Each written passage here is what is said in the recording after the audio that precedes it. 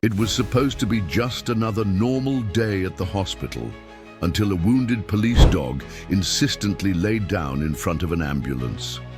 When the paramedics understood the reason for that behavior, one of them fainted. What they discovered afterwards changes everything. Subscribe to find out. The sound of ambulance engines had become almost background noise for the professionals who were already accustomed to the fast-paced rhythm of emergencies. Located in the heart of Portland, Maine, Pinewood Memorial was known throughout the region for its exceptional emergency response team, led by the dedicated paramedic supervisor, Jack Sullivan. Jack had seen it all in his 15 years of service. Car accidents, heart attacks, and every medical crisis imaginable. With his salt and pepper hair and weathered face that revealed the stress of countless life or death situations, he carried himself with the quiet confidence of someone who knew exactly what to do in an emergency. That day, however, something no one could have predicted would completely change the routine for Jack and his team. When the medical team tried to leave to respond to a call, they were surprised by an unusual scene. A police dog, visibly agitated, was lying directly in front of the ambulance, blocking its path. The German Shepherd's intelligent eyes seemed unusually alert, even for a trained service animal. "What the hell?" muttered Derek Johnson, the youngest paramedic on the team, as he stepped out of the ambulance. At 28, Derek was still learning the ropes, but his enthusiasm made up for his lack of experience. "Is that one of the K9 unit dogs?" At first, the paramedics thought it might be a lost or disoriented animal, perhaps attracted by the activity at the hospital. However, they soon noticed something strange about its behavior. The dog wasn't just lying there, it was intensely observing every movement of the team, as if trying to communicate something urgent. "That's weird," said Sarah Martinez, the team's trauma specialist. "It's wearing a police vest, but I don't see any officers around." Sarah had worked at Pinewood for almost a decade, and her sharp instincts had saved countless lives. She brushed her dark hair from her face, squinting as she studied the dog more carefully. When Jack tried to approach to shoo it away, he noticed an alarming detail. The animal was injured, with blood discreetly streaming from one of its paws. Even so, it made no sound of pain or cry for help, just remained there, motionless, blocking the exit. The paramedics' uneasiness increased, and faced with the animal's resistance, they decided to observe more carefully. "Jack, I think it's trying to tell us something," Sarah said, her voice quiet but tense. "Look at how it keeps looking down that alley and then back at us." It was then that they realized the dog wasn't trying to prevent their exit by chance. It was staring at a specific point on the street, as if waiting for someone to follow it. Without yet understanding the reason for that insistence, the team decided to follow it. Jack radioed dispatch to let them know they'd be delayed, citing an unusual situation that required investigation. The dog, with wobbling steps because of the injury, led the paramedics out of the yard, across a narrow alley beside the hospital. During the journey, the paramedics began to notice disturbing signs: recent tire marks, bloodstains, and further ahead, traces of a struggle. Everything indicated that something serious had happened there moments before. "I don't like this," Jack muttered, his hand instinctively moving to the emergency radio clipped to his belt. "Derek, stay close to the ambulance. Sarah with me." The path led them to an isolated area behind the hospital where there would never be any circulation of patients or staff. There, among debris and abandoned boxes, they found an unconscious woman, apparently left behind. Upon seeing her, Derek froze in surprise and a few seconds later fainted. The team, still not understanding the reason for that reaction, provided first aid to the woman while trying to revive their colleague. "Derek, what the—" Jack rushed to the young paramedic's side while Sarah immediately began assessing the unconscious woman's condition. "She's breathing. Pulse is weak but steady," Sarah reported, her trained hands moving efficiently. "Multiple contusions, possible concussion. We need to get her to the ER stat." As they worked, the police dog stayed nearby, its intelligent eyes never leaving the woman's face. Despite its own injury, it maintained a protective stance, as if it had completed an important mission. Back at the hospital, the pieces began to fit together. The rescued woman was Melissa Johnson, Derek's sister, who had disappeared years ago without a trace. The news quickly spread among the staff, but the questions only increased. How had that dog found the woman? Why? Was it so desperate to alert them? And above all, who had left the woman in that state? "I don't understand," whispered Derek, now recovered and sitting beside his sister's hospital bed. "Melissa disappeared 5 years ago. We thought she was gone forever." Dr. Eleanor Wilson, the hospital's chief of emergency medicine, entered the room with a grave expression on her face.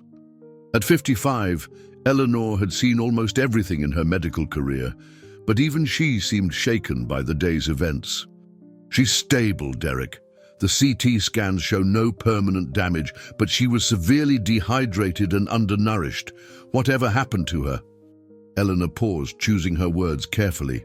"She's been through a tremendous ordeal.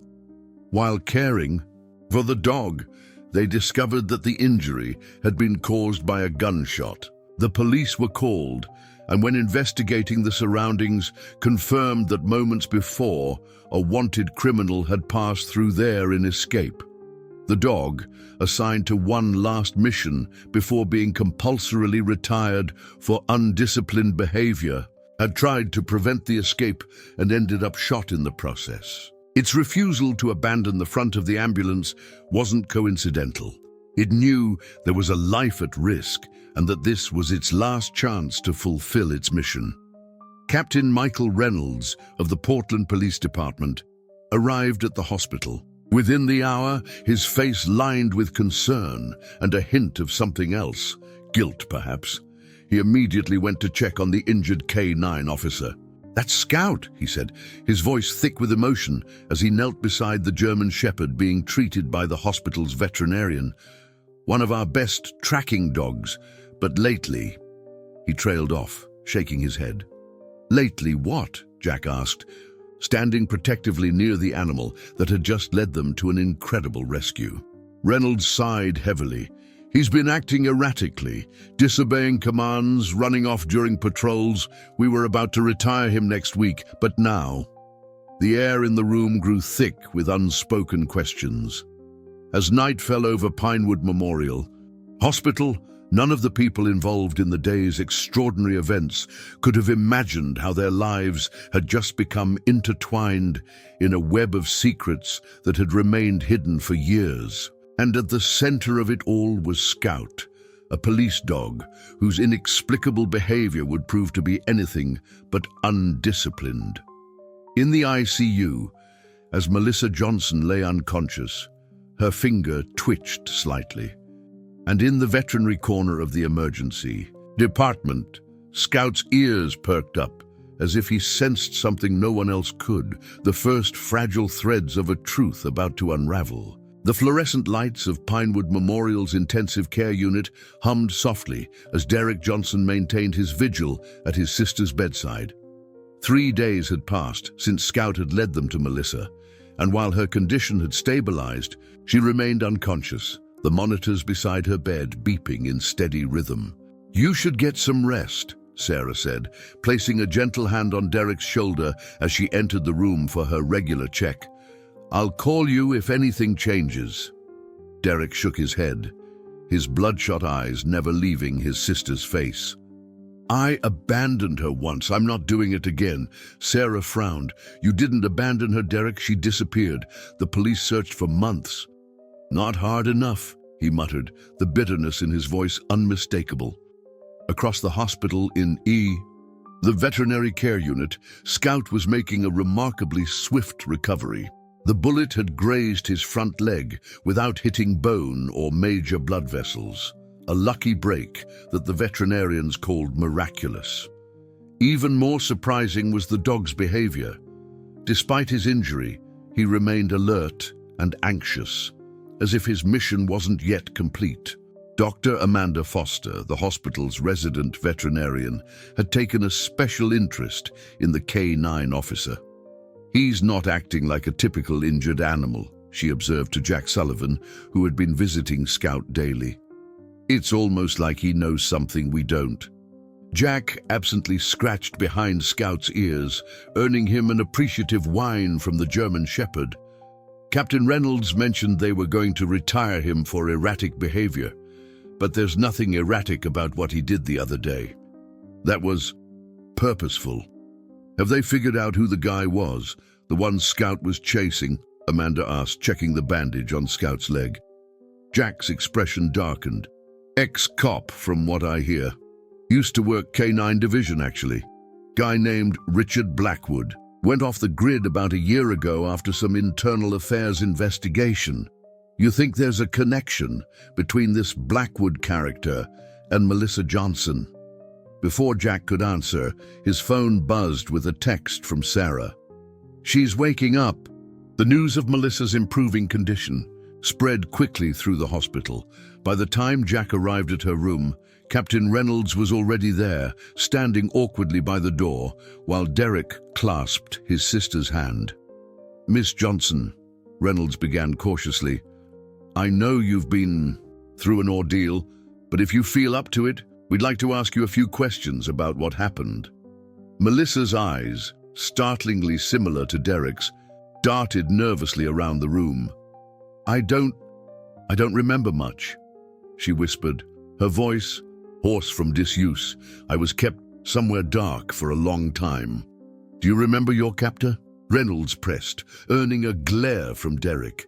"Give her space, for God's sake," Derek snapped. "She just woke up." But Melissa squeezed her brother's hand. "It's okay," she assured him weakly. "I want to help." She closed her eyes, concentrating. "There were several men, but one was in charge. He used to be police, I think. He always wore a jacket with some kind of emblem." Reynolds and Jack exchanged a meaningful glance. "Was his name Blackwood?" the captain asked quietly. Melissa's reaction was immediate and visceral. She recoiled, her heart monitor accelerating with her fear. "Don't let him find me," she pleaded, clutching Derek's hand so tightly her knuckles turned white. "He said if I ever escaped, he'd—" "You're safe here," Derek assured her, though his eyes sought confirmation from Reynolds. The captain nodded firmly. "We have officers stationed throughout the hospital. Blackwood won't get anywhere near you." As the conversation continued, Jack found himself distracted by movement in the hallway. Scout, somehow having escaped from the veterinary unit, was limping determinedly toward Melissa's room, dragging his leash behind him. "What the—" Jack started, moving to intercept the dog, but Scout was too quick, even injured. He slipped past Jack and made straight for Melissa's bed, where he sat and placed his head gently on the mattress beside her hand, whining softly. The effect on Melissa was extraordinary. Instead of fear, her face showed recognition, then wonder, then gratitude. Tears filled her eyes as she weakly lifted her hand to stroke Scout's head. "You know this dog?" Reynolds asked, clearly confused. He visited me," Melissa said, her voice stronger now. "Where they kept me, he would come through a small window, bring me food sometimes." She looked into Scout's intelligent eyes. "He tried to help me." The room fell silent as the implications of her words sank in. Finally, Jack spoke. "Captain, you said Scout was acting erratically, running off during patrols. What if he wasn't being undisciplined? What if he was trying to lead someone? To Melissa all along?" Reynolds passed a hand over his face, visibly shaken. "But that would mean—" He couldn't finish the thought. "That would mean someone in the department knew where Melissa was," Jack concluded grimly, "and was deliberately ignoring Scout's attempts to show them." The captain's face hardened. "I need to make some calls, and I want a full protection detail on this room, immediately." He turned to leave, then paused to look back at Scout, who remained protectively at Melissa's side. "And get Officer Mills down here. She's Scout's original handler before he was reassigned. I want to know every unusual behavior this dog has exhibited in the past year." As Reynolds left, the tension in the room remained palpable. Derek looked shell-shocked, while Sarah and Jack exchanged worried glances. Only Melissa and Scout seemed calm, united by a bond none of the others could fully comprehend. "There's something else," Melissa said quietly, drawing everyone's attention. "The place they kept me, I think it was connected to the hospital somehow." "What do you mean?" Sarah asked, her professional composure momentarily slipping. "I could hear ambulances sometimes. And once, I heard someone say something about shipments coming through the hospital loading dock." Jack's mind raced with the implications. Pinewood Memorial was one of the largest hospitals in Maine, handling thousands of shipments of medical supplies each month. If someone was using that legitimate traffic as cover for something illicit, "We need to check the hospital records," he said decisively. "All deliveries, all personnel with access to the loading docks, everything." "I can help with that," came a new voice from the doorway. Dr. Eleanor Wilson stood there, her normally composed expression now troubled. "But there's something you all should know first." She stepped into the room, closing the door firmly behind her. "Richard Blackwood isn't just an ex-cop gone rogue. He's the brother of our hospital administrator, Robert Blackwood." The revelation hit like a thunderbolt.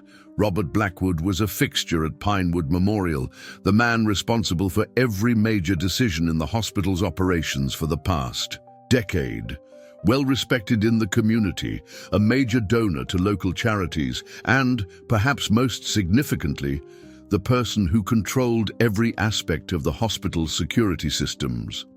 "Dr. Wilson," Jack said slowly, "how long have you known about this connection?" Eleanor's shoulders sagged with what looked like relief at finally sharing a burden. "I only confirmed it yesterday, when I saw Richard's name in a police report that crossed my desk.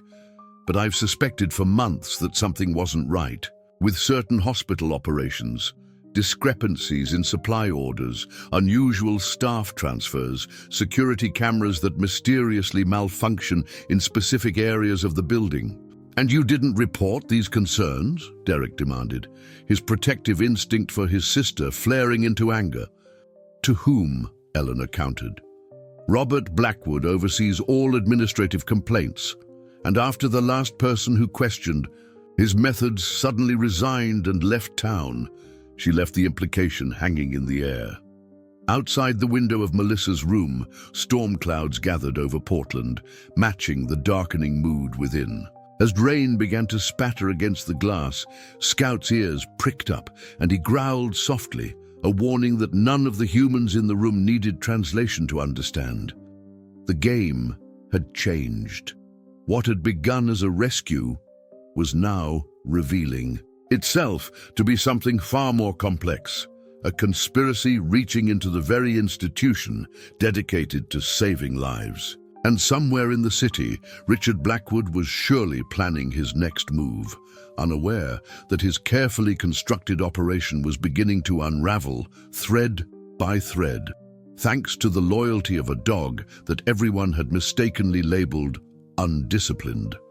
Rain pounded against the windows of Pinewood Memorial's administrative wing as Jack Sullivan hunched over a computer terminal, scrolling through delivery manifests with Dr. Eleanor Wilson standing nervously beside him. They had relocated to her office, one of the few places they could be reasonably certain wasn't under Robert Blackwood's direct surveillance. "There," Eleanor pointed at the screen, "these pharmaceutical deliveries from North Star Medical Supplies. They're consistently larger than our actual orders, but the discrepancies never show up in the inventory system." Jack rubbed his tired eyes. "How long has this been going on?" "At least 14 months, Eleanor said, pulling up another spreadsheet. "It started small, just minor inconsistencies that could be attributed to clerical errors. But look at the pattern." The numbers told a disturbing story. Every 2 weeks, shipments arrived that contained more than what was officially ordered, but the extra supplies never made it to the hospital's inventory. Someone was using Pinewood Memorial as a distribution point for something, and Jack had a sinking feeling it wasn't just aspirin. "We need to get this information to Captain Reynolds," Jack said, reaching for his phone. "But first, let's see if we can figure out where these extra supplies are going." Meanwhile, in Melissa's hospital room, Officer Tanya Mills was having an emotional reunion with Scout. The K-9 handler had been on vacation when Scout had made his dramatic rescue, and she'd flown back immediately upon hearing the news. "I always knew you were trying to tell us something, buddy," she murmured, kneeling beside the German shepherd and scratching his favorite spot behind his ears. "I just couldn't figure out." "What?" Derek watched the interaction with interest. "You believed in him when others didn't?" Tanya looked up, her eyes reflecting both pride and regret. "Scout started acting differently about a year ago. He'd pull on his leash during routine patrols, always trying to lead us to the same area near the industrial district. Command thought he was losing his edge, that he needed to be retired. I argued that he was trying to communicate something, but..." She shrugged helplessly. "I was overruled. They paired him with different handlers, ones who would be stricter. With him." "By they, you mean?" Sarah prompted. "Deputy Chief Lawrence Harrison," Tanya replied. "He's in charge of the K-9 unit. He and Richard Blackwood were partners for years before Blackwood left the force." Another connection. The web was expanding, reaching further into both the hospital and police department. Derek and Sarah exchanged worried glances. "So Harrison reassigned Scout after he started showing interest in the area where my sister might have been held," Derek summarized, his voice tight with anger. "And Blackwood's brother runs this hospital, where shipments are arriving that don't match the official orders." "It's not just coincidence, is it?" Sarah asked quietly. Tanya stood up, her expression hardening. "I don't believe in coincidences." "That convenient, not anymore." The door opened and Jack entered with Eleanor, both looking grave. "We've found something," Jack announced without preamble. "Evidence of suspicious deliveries coming through the hospital loading dock for over a year. Always on nights when Robert Blackwood personally oversees the receiving process," Eleanor added. "And the security cameras in that area consistently malfunction during those deliveries. Maintenance reports it as an electrical issue, but it happens too regularly to be chance." Melissa, who had been quiet during most of these discussions, suddenly spoke up. "The basement storage room," she said, her voice still weak but determined. "That's where they kept me, at least at first. I could hear the elevator machinery and sometimes voices from the hospital PA system." Scout whined in confirmation, moving closer to Melissa protectively. "The hospital has an extensive network of basement storage areas," Eleanor explained. "Some date back to when this building was first constructed in the 1940s. Robert insisted on maintaining sole access to certain sections, claiming they were structurally unsafe." Jack's phone buzzed with a text from Captain Reynolds. "Blackwood spotted near hospital, approaching from south entrance. Officers en route but 10 men out." "We need to move now," Jack said, showing them the message. "If Richard is coming here, it means he knows we're onto something." But Melissa can't be moved in her condition," Sarah protested. "We'll create a diversion," Jack decided quickly. "Derek, you and Sarah stay with Melissa.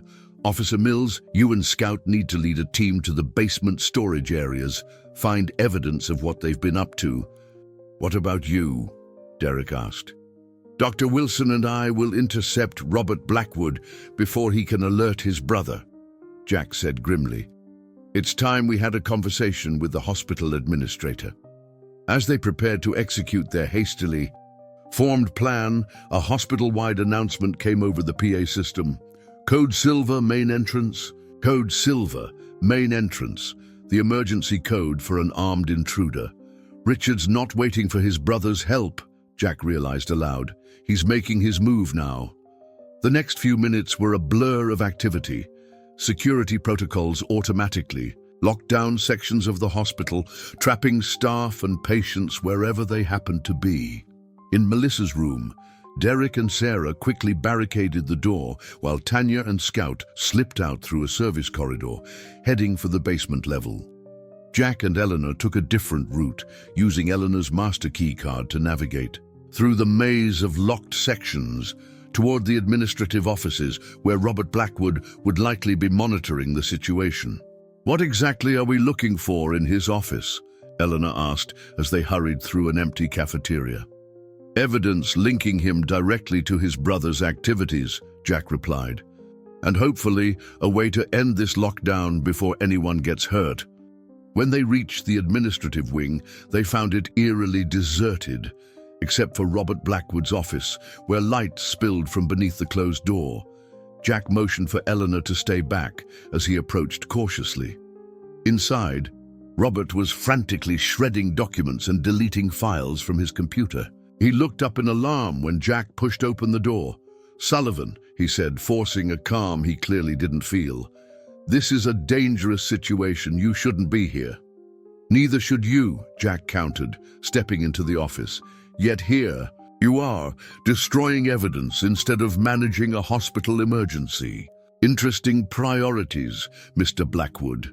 Robert's hand moved toward his desk drawer, but Jack was faster, stepping forward and placing his hand firmly on the drawer. "Don't," he warned. "Whatever you're reaching for isn't worth adding to your charges."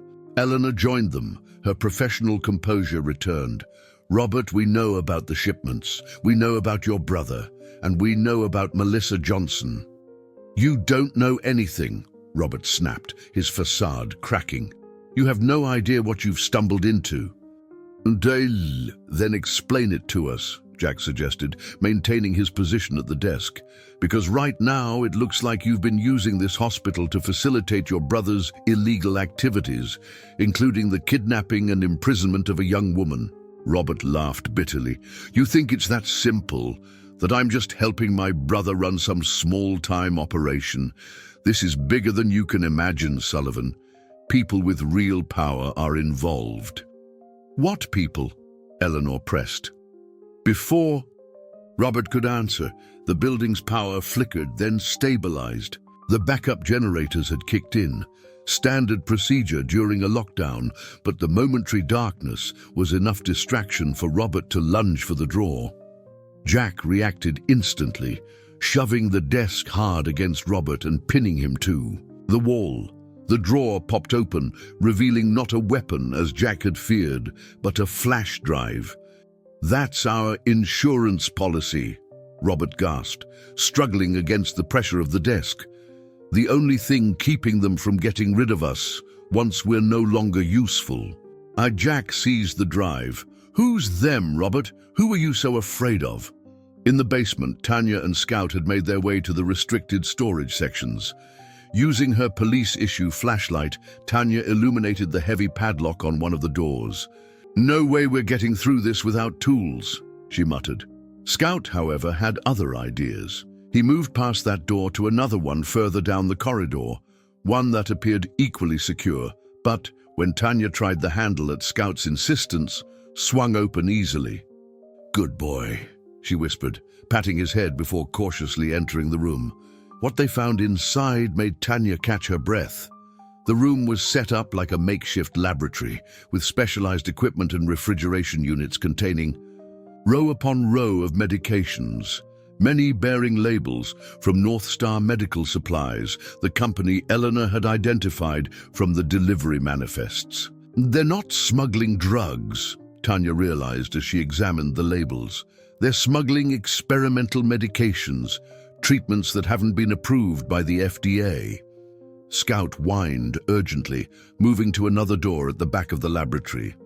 This one was locked, but the key was hanging on a hook nearby, an oversight that suggested a hasty departure by whoever normally worked there.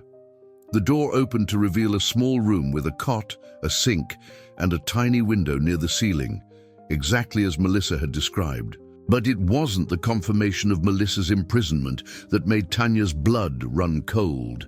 It was the wall covered in photographs, documents, and newspaper clippings. a conspiracy board that connected dozens of prominent community members to whatever operation Robert and Richard Blackwood were running. And at the center of it all was a photograph of Deputy Chief Lawrence Harrison shaking hands with a distinguished-looking man Tanya recognized immediately, Senator William Caldwell, chairman of the Senate Committee on Health, Education, Labor, and Pensions. Back in Melissa's room, the situation was growing tense. They could hear footsteps in the corridor outside, methodical, searching. Richard Blackwood was working his way through the ward, checking each room. "He knows I'm here," Melissa whispered, her face pale with fear. "He always said if I ever tried to escape, he'd find me no matter where I went." Derek squeezed his sister's hand reassuringly. "He's not getting to you. Not this time." Sarah, who had been monitoring the police radio on her phone, looked up with renewed hope. "Backup is 2 minutes out. They've secured the main entrance and are moving through the building." The footsteps stopped outside their door. The handle turned, testing against the barricade they'd created. Then a voice, deceptively calm, called through the door. "Melissa, I know you're in there. You know this won't end well if you don't cooperate. There are still things you don't understand, things bigger than all of us." Derek and Sarah remained silent, hoping that Richard would move on if he received no response. Instead, there was a soft thud against the door, the sound of someone settling in to wait. "I have all night," Richard called, "and there's nowhere for you to go." Little did he know that across the hospital, the pieces of his carefully constructed operation were rapidly falling apart, as Scout's relentless determination continued to unravel a conspiracy that reached far beyond the walls of Pinewood Memorial Hospital. The standoff at Melissa's hospital room had stretched into its second hour.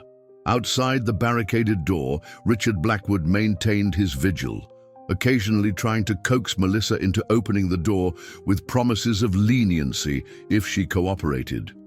Inside, Derek and Sarah remained vigilant, communicating silently through gestures and written notes to avoid giving away their presence. "Police are clearing the hospital floor by floor," Sarah wrote on the notepad they'd been using. "But something's slowing them down." Derek nodded grimly. He suspected that Richard had accomplices within the responding officers, perhaps associates of Deputy Chief Harrison. The conspiracy clearly ran deeper than any of them had initially realized. Meanwhile, in Robert Blackwood's office, Jack had connected the confiscated flash drive to the computer, revealing hundreds of files documenting what appeared to be a massive pharmaceutical testing operation. Eleanor leaned over his shoulder, her expression growing more horrified with each document they opened.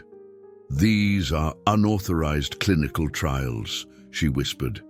"They've been using vulnerable populations, homeless individuals, undocumented immigrants, people with no family connections, to test experimental drugs without oversight or consent."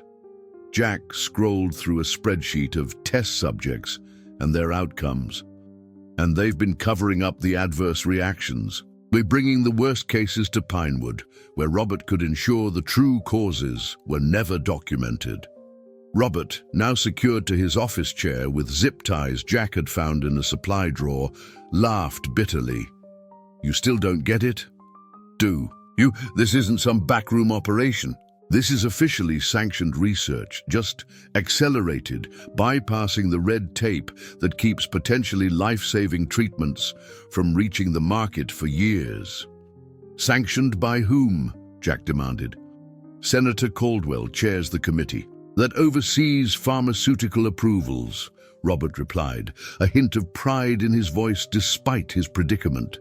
"He has investments in several biotech startups that were going to fail without faster approvals.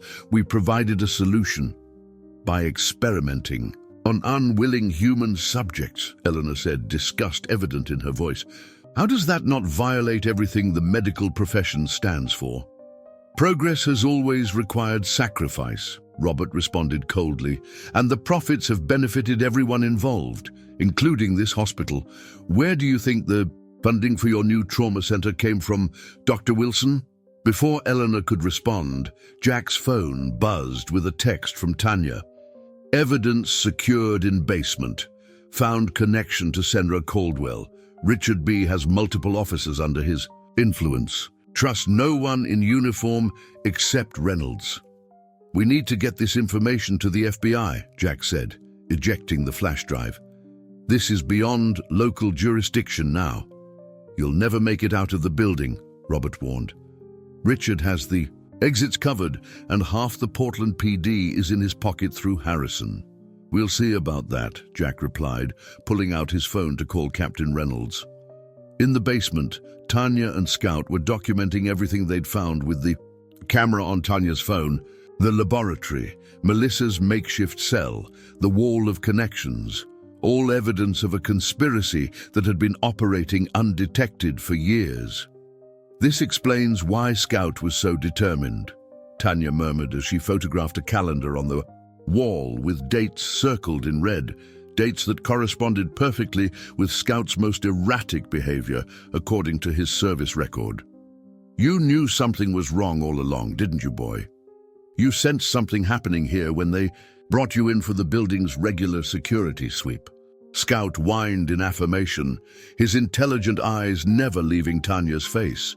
His behavior hadn't been undisciplined. It had been the ultimate expression of his training to protect and serve, even when those commands came into conflict with the orders of his human handlers. Tanya's radio crackled to life with Captain Reynolds' voice. Officer Mills, report status. Captain, we've found everything, she responded quietly. Evidence of unauthorized drug trials, documentation of Melissa Johnson's captivity, and connections to Senator Caldwell and Deputy Chief Harrison. There was a pause before Reynolds replied, his voice tight with controlled anger. The FBI has been notified. I've got agents en route, ETA 20 minutes, but we've got a situation developing on the 3rd floor. Richard Blackwood has barricaded himself outside Melissa Johnson's room, and he's got at least 3 officers with him now, all Harrison's people. What about Derek and Sarah? Tanya asked anxiously. Still inside with Melissa, according to hospital security cameras. But Blackwood's threatening to force entry. We need a distraction, something to draw his attention until the FBI arrives. Tanya looked at Scout, who had perked up at the mention of Melissa's name.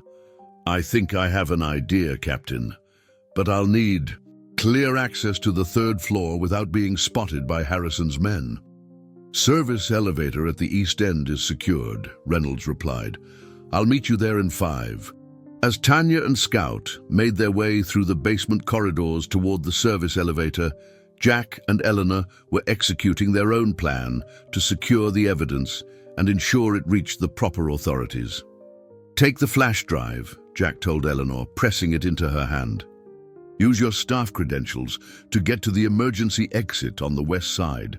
Captain Reynolds has an officer he trusts waiting there to escort you to the FBI field office. What about you?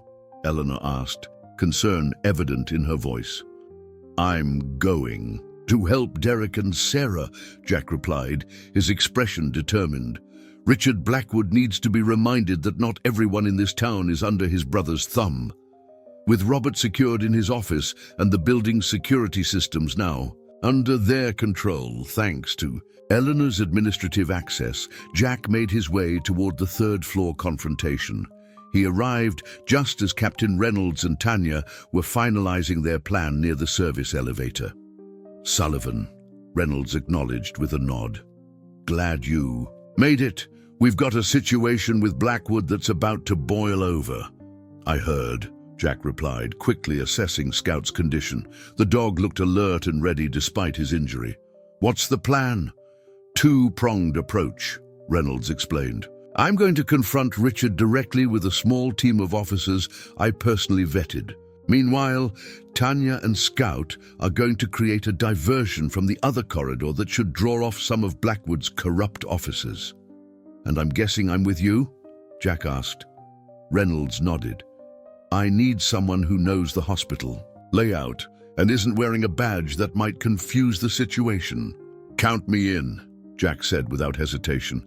Tanya knelt beside Scout, looking into his intelligent eyes. Ready for one more mission, partner?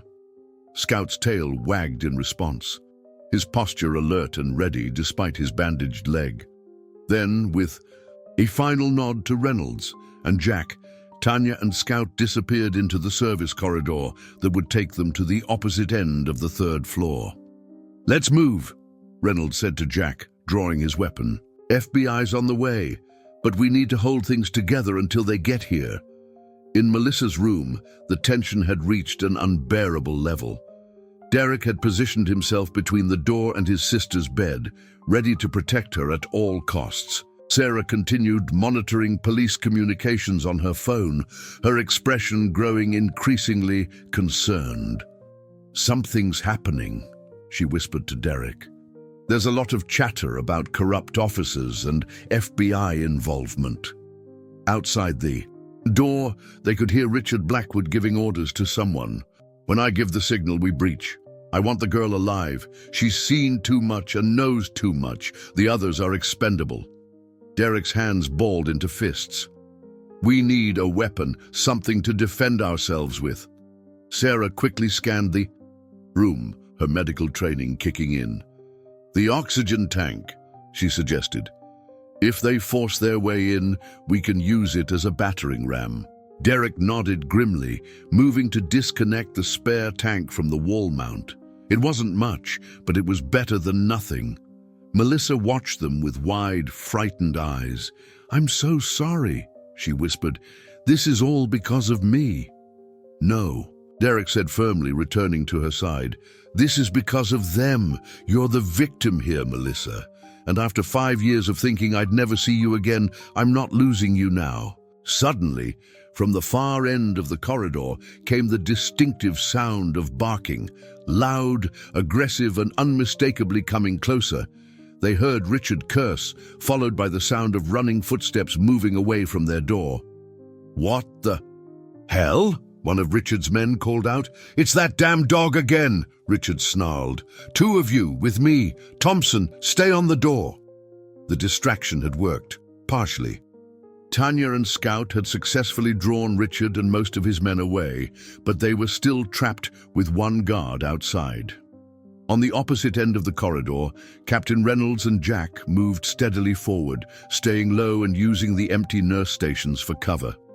They could see a single officer standing outside Melissa's room, his back to them as he listened to the commotion around the corner. That's Officer Thompson, Reynolds whispered. One of Harrison's recruits. He's young, probably doesn't understand the full extent of what he's involved in. Jack nodded. So we tried to talk him down. Worth a shot, Reynolds agreed. He raised his voice. Officer Thompson, this is Captain Reynolds. Stand down and step away from the door. Thompson spun around, drawing his weapon.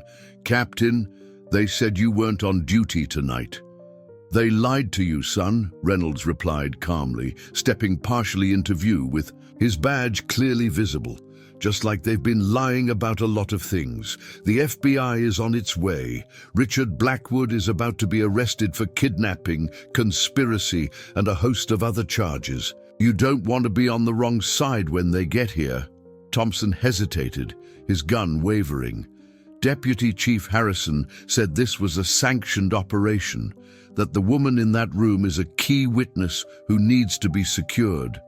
She's a victim, Jack called out, remaining behind cover. She was kidnapped and held prisoner in the hospital basement as part of an illegal drug testing operation. Ask yourself why they're trying to break down the door instead of waiting for a proper warrant. The young officer's confusion was evident. I don't understand. Why would the deputy chief be involved in something illegal? Money, Reynolds said simply. Lots of it.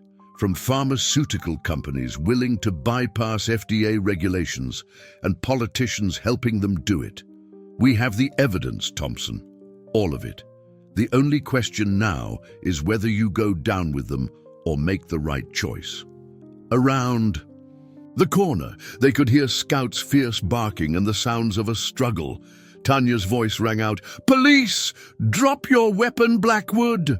Thompson's moment of indecision stretched, his young face contorted with internal conflict. Then slowly, he lowered his weapon. "I never signed up for this," he said quietly. "I just wanted to be a good cop." "Then be one now," Reynolds urged. "Help us protect these people." With a nod, Thompson holstered his weapon and stepped away from the door. Richard has 2 more officers with him, Peters and Martinez, both armed and loyal to Harrison. "Thank you," Reynolds said, motioning for Jack to approach the door. "Now knock and let them know it's safe to open up." As Jack moved to the door, a sudden commotion erupted from around the corner. Shouts, a yelp of pain that could only have come from Scout, and then a single gunshot that echoed through the corridor. "Tanya!" Reynolds shouted, immediately rushing toward the sound with Thompson following close behind. Jack banged on the door urgently. "Derek! Sarah! It's Jack Sullivan! Open up!" The barricade inside scraped against the floor as Derek and Sarah hastily dismantled it. The door swung open to reveal Derek wielding the oxygen tank, his expression transitioning from fierce determination to relief at the sight of Jack. "We need to move now," Jack said without preamble. "Tanya and Scout created a diversion, but something's gone wrong. Reynolds is checking it out, but this might be our best chance to get Melissa to safety." Sarah was already in motion, disconnecting Melissa from the monitoring equipment and preparing her for transport. "We can use a wheelchair from the hall station," she suggested, her medical training taking over. "She's stable enough to move if we're careful." Jack peeked out into the corridor.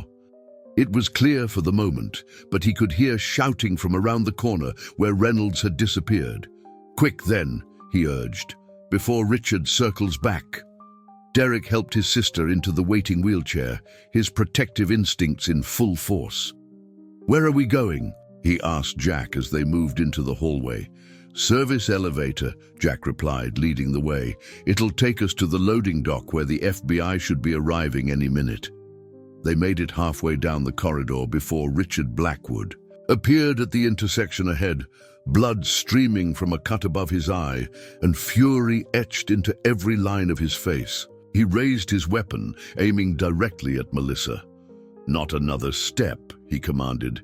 "It's over. You've ruined everything, but you're not getting away." Derek moved to position himself in front of the wheelchair, but Jack stepped forward instead, putting himself between the gun and Melissa. "It's over, all right," he agreed, his voice steady, despite the gun pointed at his chest. "But not for us. Your brother's in custody. The FBI has your files. The senator is probably throwing you under the bus as we speak. You've got nowhere to go, Richard." Richard's hand trembled slightly, desperation replacing calculation in his eyes. "You don't understand. They'll never let me live long enough to stand trial. Not with what I know." "Then surrender now," Jack suggested, "before you add more charges to your record. Cooperate, and maybe the prosecutors will cut you a deal for testimony against the bigger fish." For a moment, it seemed like Richard might actually consider the offer. Then a low growl from behind him caused him to stiffen. He started to turn, but not quickly enough. Scout, blood matting the fur of his already injured leg, launched himself at Richard with every ounce of strength. He had left. His powerful jaws clamped around Richard's gun arm, drawing a scream of pain from the former officer as the weapon clattered to the floor. Tanya appeared a second later, her uniform torn and a bruise forming on her cheek, but otherwise unharmed. "Down, Scout!" she commanded, and immediately the dog released his hold, backing away but maintaining his protective stance. Richard collapsed to his knees, clutching his mauled arm as Captain Reynolds and Officer Thompson arrived to secure him. "Perfect timing," Jack said to Tanya with evident relief. "We thought the worst when we heard that gunshot." "Richard tried to shoot Scout," Tanya explained, her voice tight with controlled anger. "The bullet grazed his already injured leg. I guess that was the final straw for our patient K9 officer." "Here." Scout limped to Melissa's side, resting his head gently on her lap, as if to reassure her that the danger was finally over. She stroked his head with trembling fingers. "Thank you," she whispered, tears sliding down her cheeks, "for never giving up on me." The wail of sirens announced the arrival of the FBI, bringing with them the promise of justice for Melissa and all the other victims of the Blackwood Brothers operation. As agents swarmed the hospital, taking control of the scene and securing evidence, the small group that had unraveled the conspiracy gathered in the hospital's chapel, the one place they could find a moment of quiet amidst the chaos. "It's still hard to believe," Derek said, sitting beside his sister's wheelchair and holding her hand tightly. "All these years, you were so close, being held literally under the same hospital where I work." "I never lost hope," Melissa replied, her voice stronger now with the immediate danger past. "Especially after Scout started visiting me. Somehow, I knew he was trying to help." Sarah, who had been checking Scout's freshly bandaged leg, looked up. "The vet says he'll make a full recovery. Again. This dog has 9 lives, apparently. And a heart bigger than all of us combined," Tanya added, watching her partner with obvious pride. "The department will have to create a new medal just for him." Jack, who had been standing quietly by the door, moved to join them. "The FBI agent in charge says the evidence is overwhelming. They've already taken Senator Caldwell into custody, along with Deputy Chief Harrison and several executives from the pharmaceutical companies involved." "And Robert Blackwood?" Eleanor asked. She had returned once the FBI secured the building, bringing the flash drive that contained the damning evidence directly to the lead agent. "Singing like a canary," Jack replied with grim satisfaction. "Apparently, his insurance policy includes recorded conversations with everyone involved. He's hoping for leniency in exchange for his cooperation." Captain Reynolds, who had been coordinating with the FBI, joined them last. "They've found at least 30 other victims," he reported soberly. "People who were coerced or tricked into participating in the drug trials. Most have been located alive, though many are suffering from side effects." "We'll help them," Eleanor promised firmly. "Pinewood Memorial will establish a special treatment program for everyone affected.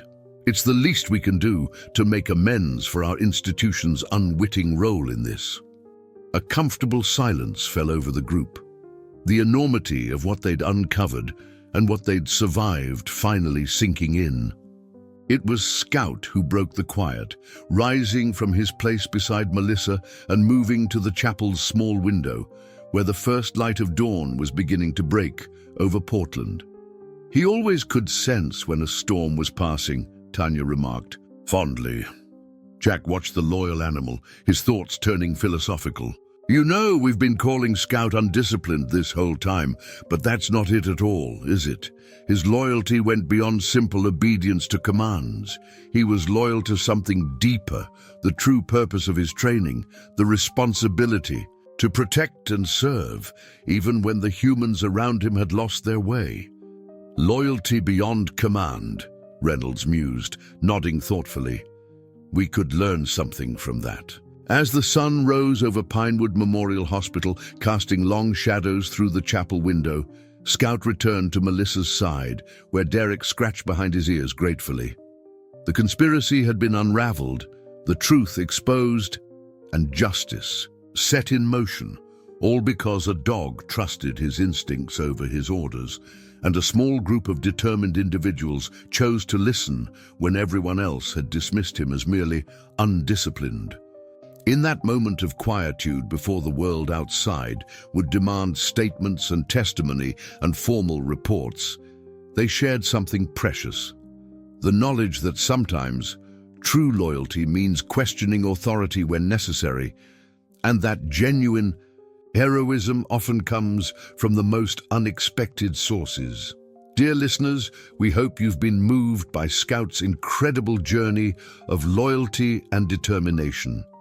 His story reminds us that sometimes the most profound heroism comes from those who communicate, without words, whose actions speak louder than any command.